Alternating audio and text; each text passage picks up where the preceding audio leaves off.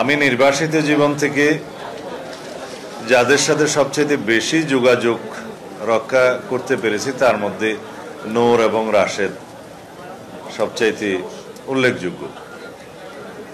তাদের মাধ্যমে আক্তারের সাথে যোগাযোগ হয়েছে ইনডাইরেক্টলি, সরাসরি আমি আক্তারের সাথে কথা বলতে পারিনি। ছাত্র গণ অভ্যুত্থানের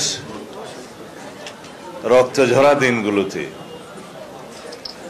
সেই সময়কার প্রতিনিয়ত যোগাযোগ, আন্দোলন পরিচালনা করা, সবসময় আলাপ আলোচনা এবং পরামর্শ নেয়া, এগুলো তাদের মাধ্যমে জারি ছিল। বিভিন্ন অনুষ্ঠানে নূর এবং রাশেদ সেই কথা বলেছে।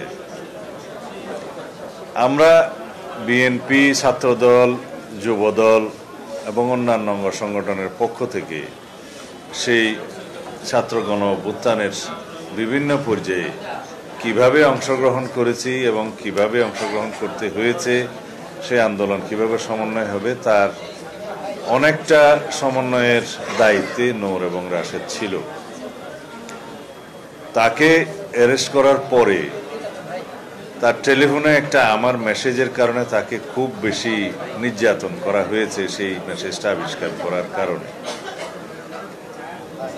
রাশেদ তো তখন এমন অবস্থা যে পালিয়ে বেঁচেছে এবং তার পরিবর্তে বিশ্ববিদ্যালয়ের একজন শিক্ষকের মাধ্যমে আমার যোগাযোগ রক্ষা করতে হয়েছিল।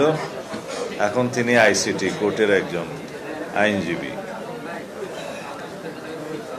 এই কথাগুলো হয়তো ইতিহাসে এইভাবে লিপিবদ্ধ থাকবে না, কিন্তু এগুলো আমাদের ছাত্র গণ অভ্যুত্থানের সফলতার পিছনের বাকি অনেকের মতোই ইতিহাস।